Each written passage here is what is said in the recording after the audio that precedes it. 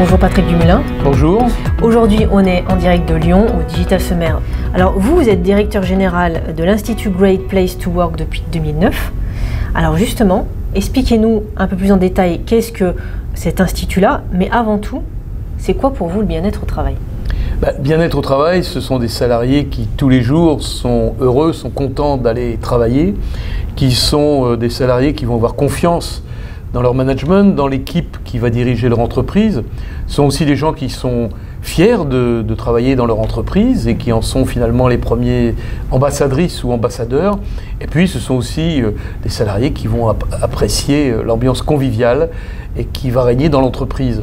Donc c'est ce qui va constituer finalement une entreprise où les gens vont être contents d'aller travailler tous les jours. Vous pensez que c'est une thématique qui est importante en 2017, le bien-être au travail ? Alors c'est une thématique qui non seulement est importante, vous l'avez rappelé, moi je dirige Great Place to Work depuis 2009. Et donc, j'ai vu au fur et à mesure des années évoluer complètement l'intérêt des entreprises et accorder de plus en plus d'importance au bien-être au travail de leurs salariés, bien sûr. Alors, est-ce que vous pouvez nous définir qu'est-ce que Institut Great Place to Work ?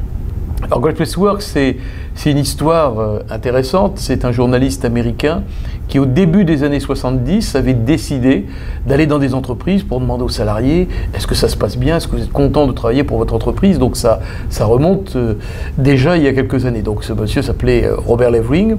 Et Robert, finalement, après, a écrit un bouquin qui s'est appelé « 100 entreprises où il fait bon travailler aux États-Unis ».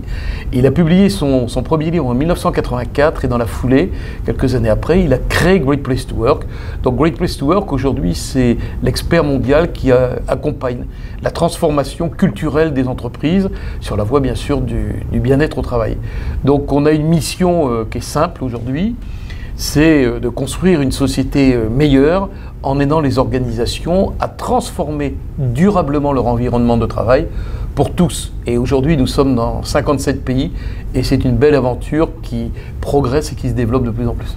Quel bilan vous pourriez faire depuis 2009 sur votre intervention dans les entreprises, justement ? Alors le bilan, ça sera un bilan positif parce qu'on a de plus en plus d'entreprises qui s'intéressent au bien-être de leurs salariés. Mais je dirais qu'en France, particulièrement, il y a encore beaucoup de travail à faire pour convaincre un maximum d'entreprises que le bien-être au travail, finalement, c'est un enjeu stratégique extrêmement important.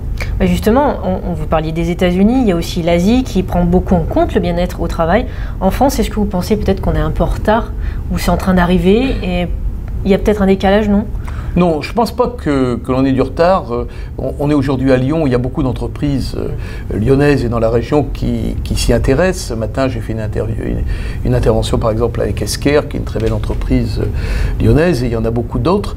Non, je ne pense pas qu'on soit en retard. Je pense simplement qu'il y a une prise de conscience, peut-être un petit peu, qui pourrait être un peu plus forte. Et qu'est-ce qui fait qu'on s'y intéresse plus ? Parce que notre vie est beaucoup plus difficile, nos conditions de vie, notre santé. Non, je crois qu'il y a deux raisons. La première, c'est que la performance sociale et la performance économique sont extrêmement liées. Et dans les entreprises où les salariés sont bien, finalement, ils donnent plus, ils donnent mieux. Et c'est bon pour eux, pour l'entreprise et pour ses performances. Et puis, la deuxième, aujourd'hui, on est au Digital Summer.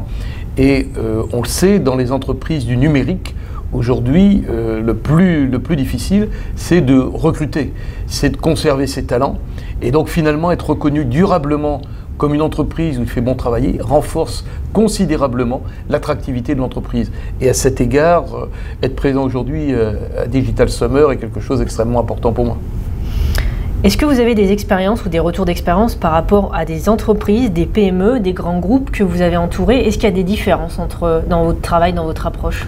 Non, je dirais le plus important, c'est la prise de conscience au sommet de l'entreprise que le bien-être au travail est quelque chose qui va être bon pour tout le monde dans l'entreprise. Par exemple, CEPRO à Valence, qui est maintenant une entreprise d'un peu plus de 800 salariés, a été créée en 1991 par un monsieur qui s'appelle Pierrick Brognier. Pierrick Brognier a déjà mis le bien-être au travail au début, au cœur de sa stratégie.